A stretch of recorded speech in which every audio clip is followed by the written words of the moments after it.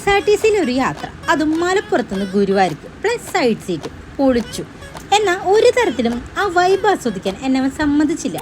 ആര്? That bloody സൂര്യൻ. അവസാനം ഞാൻ അതിനോടങ്ങ് പൊരുത്തപ്പെട്ടു. കുറച്ച് വെയിൽ കൊണ്ടതിൻ്റെ ക്ഷീണത്തിന് ഒരു ചായയും ഒരു മുന്തിരി ജ്യൂസും 2 കടിയും പറഞ്ഞുകൊണ്ടാ. എന്നാൽ ദച്ചുവിന് ആവശ്യങ്ങളതൊരു കൂടുതലും അകത്തേക്ക് പോകൽ കുറവായുണ്ട് അത് മുഴുവൻ എൻ്റെ വയറ്റിക്ക് തന്നെ പോയി. പിന്നെ അവൻ്റെ കയ്യിലുള്ള മിഠായി ബസ്സിൽ ചെയ്തോ പെൺകുട്ടികൾ കൊടുത്താണ് കേട്ടാ.